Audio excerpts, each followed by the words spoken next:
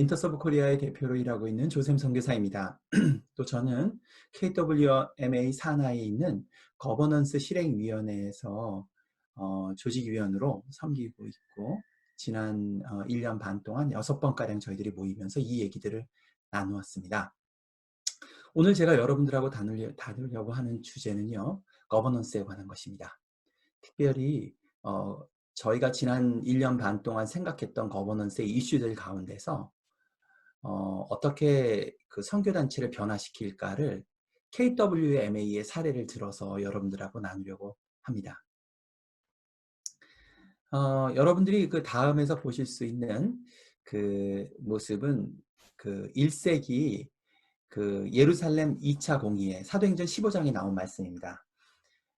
갑자기 외부에서 나타난 바울이라고 하는 인물이 사실은 그 당시 예수님과 함께 보낸 적도 없는, 그리고 어쩌면 한때는 유대인 크리스찬들이 핍박했던 그런 바울을 인정하는, 그럼으로써 유대교에서 기독교적 정체성이 마련해지는 큰 변화를 일으키는 회의가 바로 이 공의회였습니다.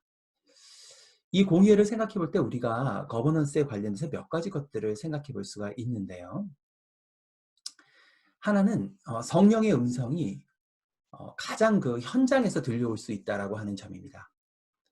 이방인들과 만나는 최접경에서 경험했던 그 사건들, 또 거기서 경험했던, 왜냐하면 컨텍스트가 바뀌면서 신학 자체에 대해서 다시 생각을 하게 되는 거죠.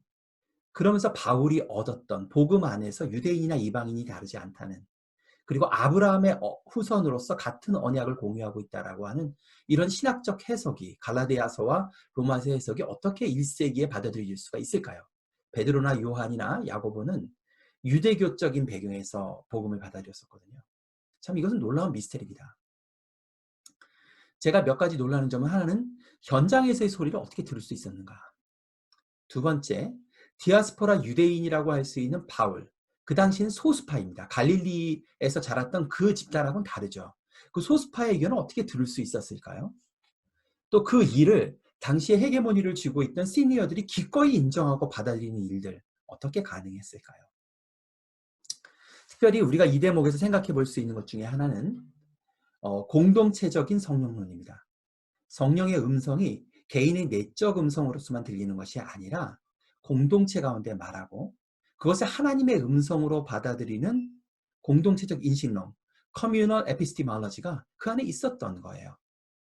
저는 지금도 KWME를 포함한 기독교 공동체에서 가장 그 공동체가 건강한 것을 검증할 수 있는 방법 중에 하나가, 과연 변방의 바울의 소리가 반영이 되는가요? 그 의사소통 안에서. 사실 이것이 오늘 여러 가지 구조를 얘기하지만 가장 핵심에 있습니다. 거버넌스라고 하는 것은 원래 자본주의가 시작이 되면서 투자자와 경영진이 분리되면서 생기는 대리인의 문제, 즉 뭐냐 하면은 경영을 위탁받은 매니저들이 투자자인 소유주들의 뜻대로 움직이지 않고 자기 멋대로 하는 것을 어떻게 컨트롤할 것인가에서 출발됐습니다. 특별히 이런 소유주의 통치를 위한 구조로서 만든 것이 이사회입니다. 최근에는 소유주의 투자자의 이권만 보호하는 것이 아니라 이런 조직과 관련된 그 다양한 그 사람들, 다양한 사람들의 이해관계자를 어떻게 이권을 보호할 거로 가고 있어요. 그러나 기독교 공동체에 있어서 그 가장 큰 이해관계자는 누구일까요? 그것은 하나님이십니다. 그래서 우리들의 관심은 어떻게 한 공동체가 성령의 인도하심을 따라갈까, 거기에 포커스가 있게 됩니다. 만약에 건강한 거버넌스가 없다면 거버넌스가 없을까요? 실제로는 있습니다. 건강한 거버넌스를 적극적으로 만들어내지 않으면요, 자연스럽게 세상으로부터 영향력이 흘러 들어옵니다. 그 중에 하나는 이해관계자 대표 모델입니다. 그것은 뭐냐 하면, 거버넌스의 기능을 해낸 이사회와 총회가 거기를 구성하는 작은 그룹들, 교단이면 교단, 선교단체면 선교단체, 뭐 국제단체면 국제단체, 한국단체면 한국단체, 지방교회, 서울교회, 이런 사람들이 나눠 먹기를 하는 거예요. 서로 그 대표를 해서. 그리고 그 안에 들어와 있는 사람은 자기가 대표하고 있는 이해관계자 그룹의 목소리를 냅니다. 이것은 건강한 기독교적 공동체는 아닙니다. 이것은 정치판입니다. 또 하나의 모델은 기업 주식 모델입니다. 즉 뭐냐 하면 내가 많이 공헌했으니까 내 말을 들어야지. 누가 더 많이 공헌을 했어? 재정적으로든지 동원이든지. 이것은 자금 풀기로 이어지게 되겠죠. 또 가장 자연스러운 한국 모델은 장유유서 모델입니다. 나이가 든 사람이 가장 큰 목소리를 내는 거예요. 이것은 자칫하면 과거의 것만 고집하는 수구로 전락하기가 쉽죠. 많은 선교단체에서 나타나는 건데요. 감투주기 모델도 있습니다. 이사를 남발하는 거죠. 그러면 후원할 사람이 늘어나니까요. 그리고 그 이사라는 타이틀 사람들 좋아합니다. 또 하나는 영적 권위 모델이 있죠. 당회장님이, 담임 목사님이, 사무총장이, 이사장이, 회장이 그걸 가지고 권위를 발휘하려고 하는 거죠. 사실은 이것은 기독교적 모델이라고 보기는 어려워요. 이건 봉건시대 독재 모델입니다. 그 중세 유럽에서 나타났던 형태의 모델이죠. 우리가 이런 것들을 의논하는 이유는 어떻게 우리가 하나님의 통치 안에 있을까를 생각해 보기 위함입니다. 이런 구체적인 사실 이 문제는 모든 선교단체들이 다 안고 있어요. 사실은.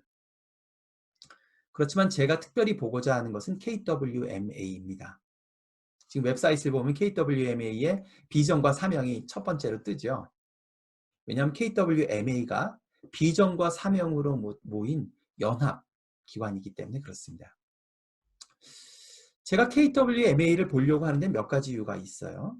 하나는 천주교와 달리 개신교는 종교개혁 이후로 계속 분열해 왔습니다. 그러다 개신교회가 처음 한데 모이기 시작한 것은 19세기 중반 런던에서 영국 선교사들과 미국 선교사들이 주동을 해서 두 교회가 모였던 것입니다. 그것이 깨졌고요. 1910년에 선교사들이 리딩을 해서 스코틀랜드 에딘버러에서 에딘버러 대회를 열었죠. 무슨 말씀을 드리냐 하면 개신교 연합운동의 시작은 선교라고 하는 것이 있습니다. 천주교랑은 달라요. 천주교는 조직으로 출발하지만 개신교는 선한 일을 하기 위한 연합이 처음부터 전통이었어요. 그런 면에서 KWMA는 한국교회 전체를 대변한다고 할 수 있습니다. 그렇기에 KWMA가 건강해지는 것은 사실은 한국교회뿐만 아니라 국외적으로도 의미가 굉장히 크죠. 또 KWMA를 구성하는 선교단체들을 한번 봅시다. 저는 지난 4년 동안 선교단체 대표로 일했는데 무수한 대표들이 어려움을 겪고 물러났어요. 어떤 단체들은 대표로 인한 스캔들로 인해서 어려움을 겪기도 했어요. 리더십의 리스크가 너무 크죠. 또한 동시에 리더십이 뭐를 해야 될지 모르겠다는 상황에 빠지는 경우가 너무 많아요. 특별히 이 사회관계에 있어서 정말 황당한 상황이 있기 때문에 대개는 이사들의 관계 때문에 리더들이 그냥 다 진이 빠져버려요. 이거를 KWMA가 도와주지 않는다면 누가 도울까요? KWMA가 이것들을 돕기 위해서 먼저 자신을 돌아볼 필요가 있어요. KWMA는 한국 거버넌스 숙제의 전형이라고 할 수 있습니다. 그럼 구체적으로 내용을 좀 볼까요? 존 카버 모델은 저희 실행위에서 많이 리뷰를 했던 모델인데요. 뭐 이것을 다 쓸 필요는 없지만 그 중에서 세 가지는 참 우리가 돌아볼 만하다는 게 있어요. 존 카버 모델은 지금 현재 전 세계적으로 비영리 거버넌스에 있어서 가장 사람들이 많이 채택하는 모델입니다. 캐나다의 그 조직학자죠. 이것에 의해서 세 가지 기준으로 KWMA를 돌아볼까 해요. 하나는 구성원들이 함께하고 있나. 정말 이 사회가 구성들을 대표하고 있나. 두 번째, 이 사회는 정책을 만드는 데 집중하고 있는가. 존 카버 모델은 정책 거버넌스 모델이라고도 불러요. 왜냐하면 북미와 유럽에서도 대개 이 사회가 문제가 되는 것은 양쪽 극단이 있는 거죠.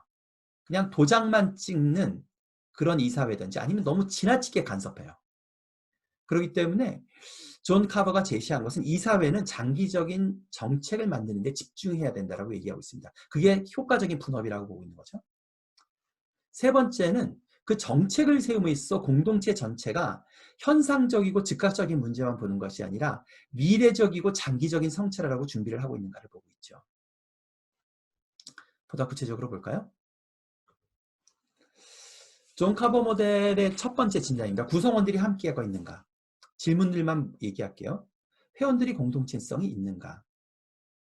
우리가 정관, KWMA 정관 제7조를 보면은 회원의 권리와 의무가 나오는데요. 실제로 놀랍게도 정관에는 의무밖에 안 나와 있습니다.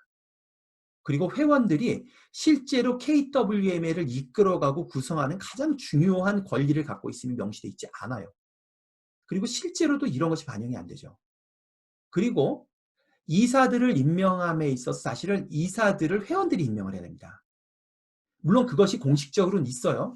그러나 추천 과정에서 마지막 어프로브만 하지 사실은 지금의 이사 선임 과정은 이사회에서 이미 다 결정된 거를 총회에서 그냥 통과만 시키는 절차이지 그것을 추천하거나 선발하는 과정이 없어요. 그리고 이사가 행정부를 사무총장을 임명을 합니다. 그런데 지금 KWMA 산하에서는 회원들이 투표를 해서 CEO를 뽑게 돼 있어요. 사무총장을 뽑게 돼 있어요. 이것은 일반적인 절차는 아니죠. 즉 전체 공동체가 이사를 위임하고 이사회가 사무총장을 위임하는 것이 건강한 구조로 일반적으로 받아들여집니다. 또한 과연 전체가 모여서 의견들을 듣고 있는가, 현장의 소리를 듣고 있는가, 총회나 정책위의 소리가 또는 한선지퍼의 소리가 이사회들이 참여하나요? 듣나요? 이런 면에서 문제가 되죠. 또한 이사회 전체가 전체 회원들을 반영을 하고 그 목소리를 내줘야 돼요. 그렇다면 사실 한국 선교계의 절반 이상을 차지하는 게 여성들입니다.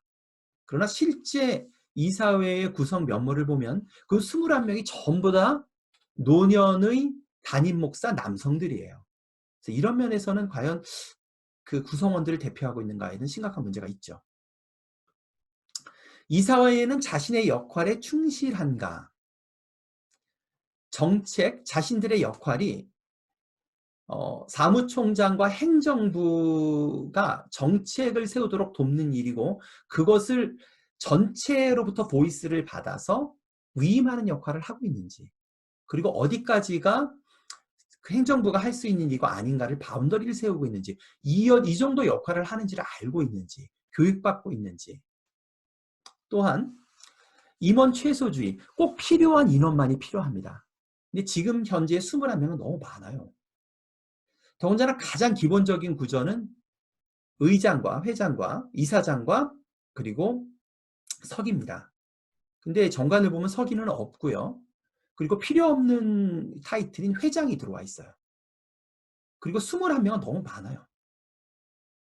그리고 지금 현재의 구조라면 정관의 그 28조를 보면 이사회가 업무 집행에 관한 사항까지 개입하게 돼 있어요. 근데 이럴 경우에 이사회가 너무 지나치게 개입하면 행정부가 막을 길이 없어요. 그럼 행정부의 자율권이 없어지게 됩니다. 이런 면에서 이사들에게 순환과 교육이 필요하죠. 세 번째는 미래적이고 장기적인 성찰입니다. 구성원들이 즉 뭐냐면 회원들이 함께 모여서 목적을 성찰하도록 돕고 있나요? 그리고 그 목소리를 이사회들이 실제로 듣습니까? 그 얘기를 가장 왕성하게 할 수 있는 곳이 어디냐면 한선지포예요.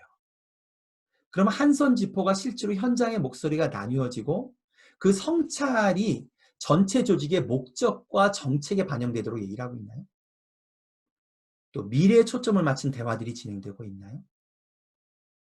그리고 실제로 이 일을 감당할 수 있는 시간적으로 감당할 수 있는 일이 이사회에 들어와 있나요?